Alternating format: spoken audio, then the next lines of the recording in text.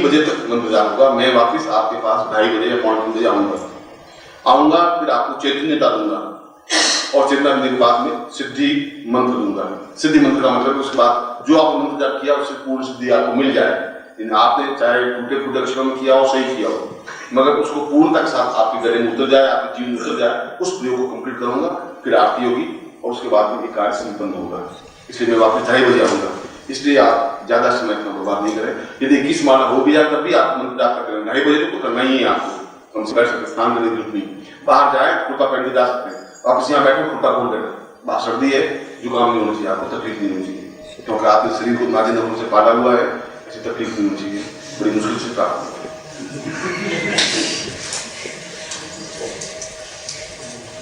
और मैं आपको आशीर्वाद देता हूँ कि आपके जीवन में पूर्णता और सफलता श्रेष्ठता मैं सीखा है जाता है। बोले पूज्य गुरुदेव की जय, माता की जय, परिवार की जय।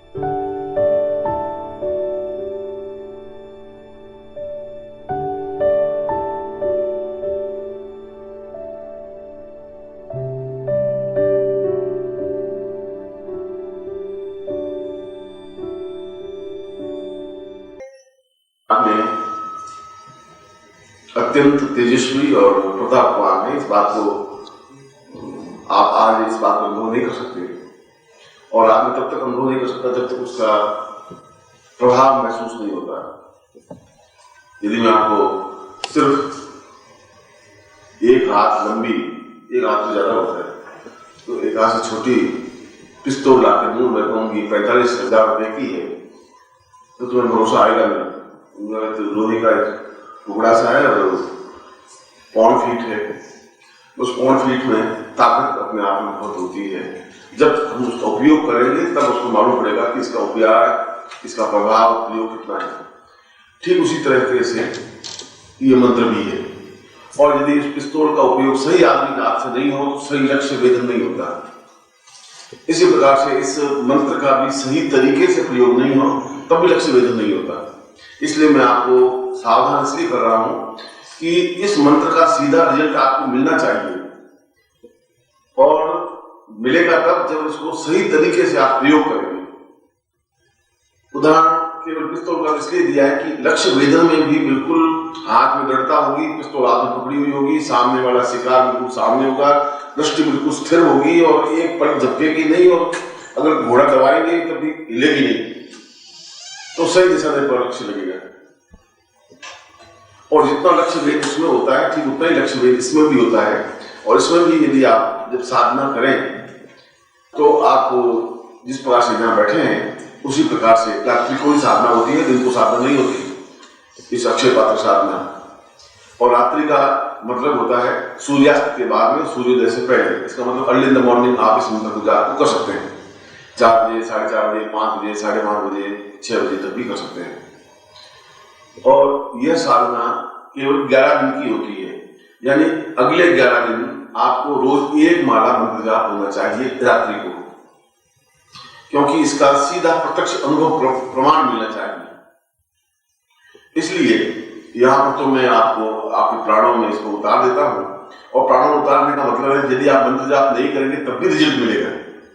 ये नहीं है कि इसके बाद में आपको रिजल्ट मिलेगा ही नहीं, आपको ज्ञान करना कंपल्सरी नहीं है। मगर लक्ष्य वेधन, जहां तक मैंने सब बोला है, लक्ष्य वेधन तो कहते हैं कि यदि गोली लगे तो सीधे सीने पर ही लगे तो आदमी की तत्काल मृत्यु हो जाती है, क्योंकि उसका उद्देश्य, उसका लक्ष्य यही है कि मृत्यु हो। मगर यदि नजर चूक भी जाती है तो पेट में लग जाती है, सिर पे लग जाती है, आंख में लग जाती है, तब भी आदमी की मृत्यु हो जाती है। वो 15-20 मिनट, आधे घंटे फड़फड़ा के फिर मरता है।